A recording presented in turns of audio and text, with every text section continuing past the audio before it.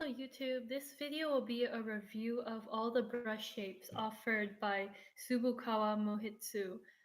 They're more colloquially known as the Koyomo brushes, which the name comes from the type of hair they're used from. So Tsubokawa Mouhitsu offers 4 different shapes in Koyomo hair.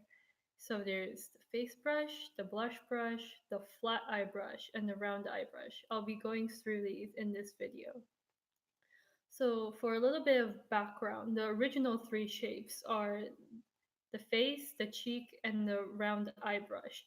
These are the ones in the light pink handles, the pink pearl handles, also known as the Nadeshiko series. The flat eye brush is a shape that was added later, and this is the Beni Gradation handle. So, these are very cute little brushes, great for travel. I have them in a travel case right here. It's by Hakuhodo. Don't tell them. All of them are very short by Western standards.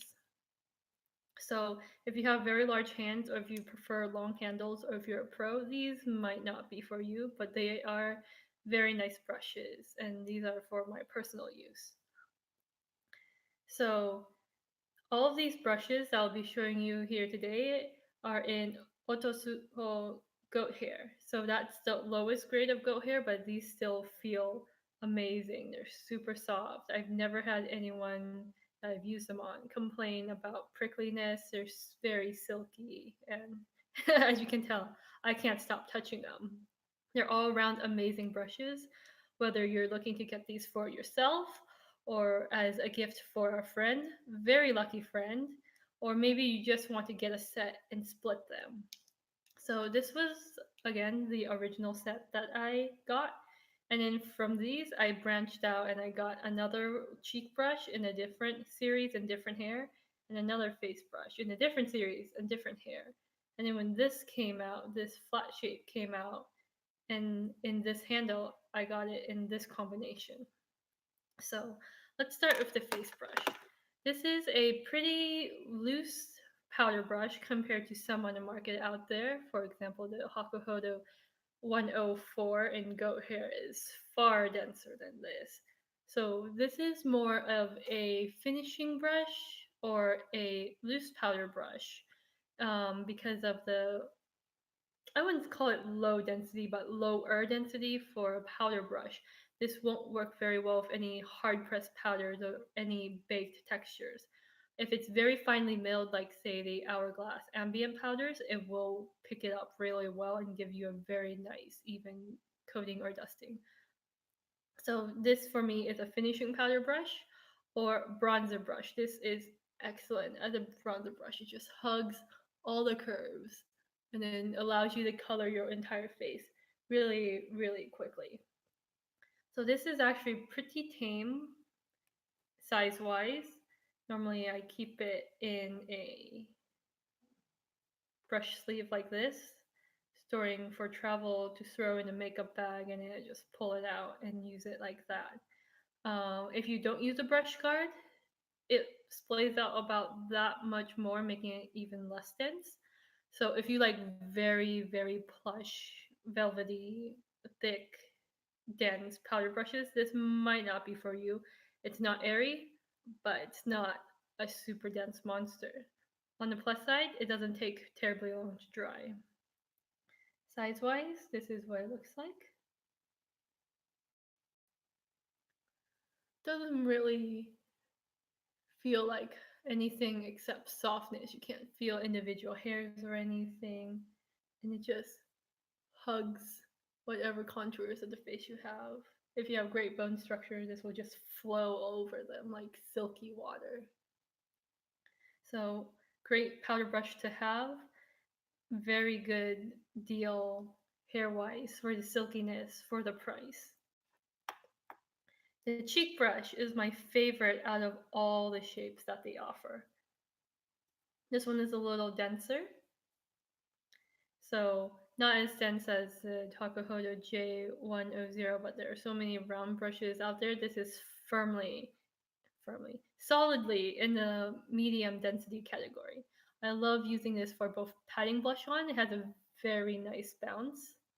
Like I'm just patting that on. I'm not taking my hand away. It's just from the springiness of the hair. So patting blush on, as well as applying it in circular motions. If you love mixing it up with circular motions and patting motions, this brush is absolutely fantastic for that.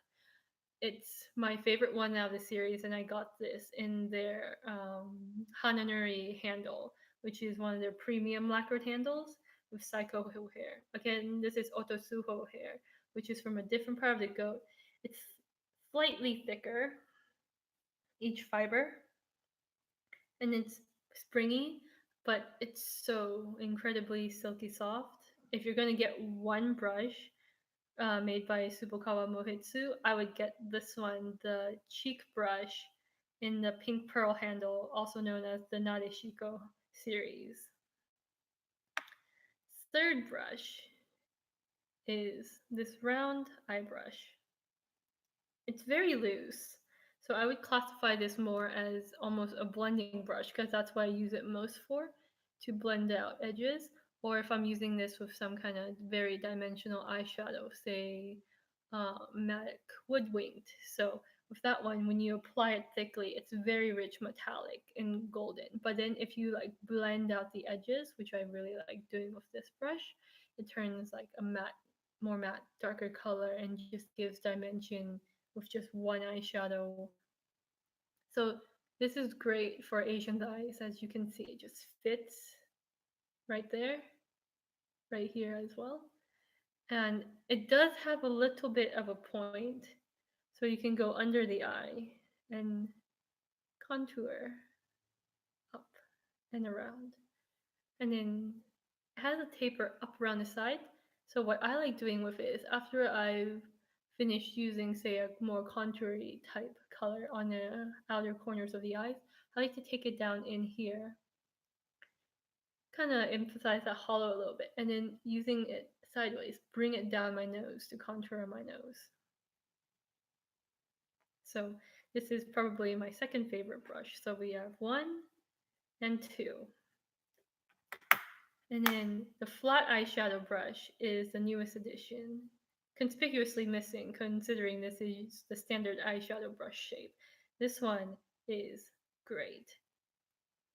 As you can see, it's very springy, super soft, just like all the other hairs. It gets very thin along this side, but it has a nice broad paddle, so you can cover the whole eyelid very quickly.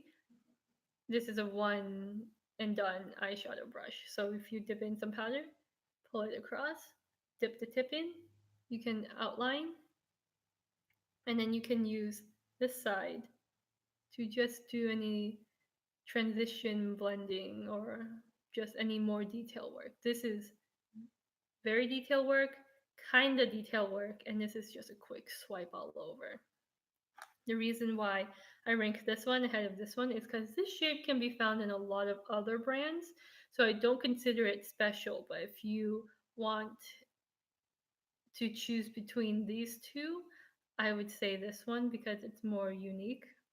But if you want a workhorse, I would say this one. So these are actually kind of tied for place hold number two.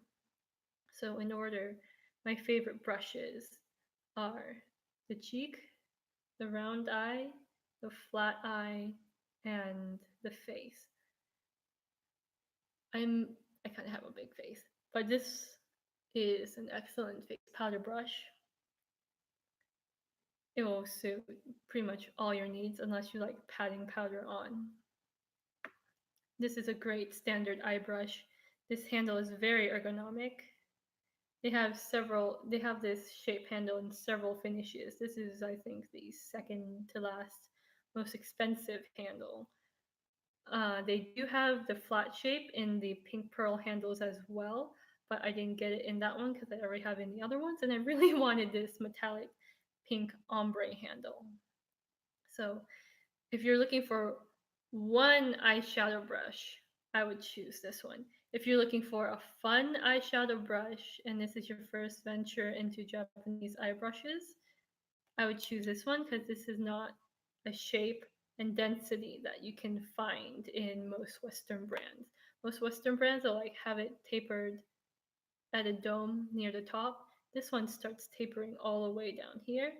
So it's almost like a very fat pencil brush. It's kind of loose, as you can see if I pull it all the way over. This one, not so. This one, pretty darn dense at the base anyways, but it starts tapering up here. So there's a nice balance between spring and lack of density at the top. So this one is clearly my favorite and is the one I would obviously recommend. So I got all of these brushes through CG Japan, which is my go-to for almost all my Fude that are not Hakuhodo. And the strange thing is, on CD Japan, the brushes only come in sets of 3. So say I was going to buy the Pink Pearl series, I could either buy a set of 3 with the face, the cheek, and the round eye, or I can buy a set of 3 with the face, the cheek, and the flat eye, and the Nadeshiko handle, pretend that's it. There are no sets that come with all 4 brushes, which I think is a mistake. So if I was going to start out with a set of Fude, I would get the set of 3 and then add on the last brush that you don't have in the same handle or a different handle if you prefer. So washing wise, these wash incredibly easy. I just use the Beauty Blender solid soap, swirl it around a little bit, avoid the ferrule, warm water. There's tons of tutorials on how to wash them. And they come out snowy white. They'll look a little jaundiced when they're wet because the tips are translucent and they'll appear yellow and you won't be sure if they're clean or not. That's my really only complaint about these brushes. You can't really tell if they're clean until they're dry. And then you can fluff them out and then see. But it's such a minor complaint. I would say get these brushes if you are even considering it because you will not be disappointed. In regards to the handles, I've had these for, I want to say, 2.5 to 3 years, probably maybe even 4 years. No, so let's just say 3 years. Lacquer is still perfect. Etching is still there. I do baby them a little bit, like I just don't throw them down or anything. And then most of the time, if I'm using them, I do use them like this. So my fingerprints don't, or my finger oils don't rub off the etchings and stuff, but it's pretty durable. Everything is still there. I don't say I abuse them, but I don't baby them either. Like I do put them on hard surfaces. If I'm traveling, I'll stick them in a sleeve and then stick them in the brush pouch and then take them with me or throw it in my purse if I want to do makeup touch-ups throughout the day. Uh, like if I was to do one brush in my purse, I would actually probably choose this one because what you can do is you can squish it down and you can create a blush paddle brush or even like a highlight brush, a contour brush. So this is the most versatile, but it's not my favorite because the experience of using it is this brush. In summary, I think they're all fantastic. You cannot go wrong with any of these brushes. Just pick the one with the shape or the description that sounds most appealing to you, and I hope you enjoy using them to do your makeup. That's really that's really the gist of it. They're all great, very edited line, so you won't spend hours agonizing over what to choose. Of course, the price is most expensive to least expensive by size. So I hope you found this video helpful. Probably a little rambly. I'm so sorry about that. I'm still getting used to filming and talking at a camera rather than writing everything down and editing it 50 times before I post it. So thank you very much. Let me know what you think. If you have any questions, please post them below and I will get back to you. If you have any requests, do post those too, and I will make future videos on them as time goes on. Thank you.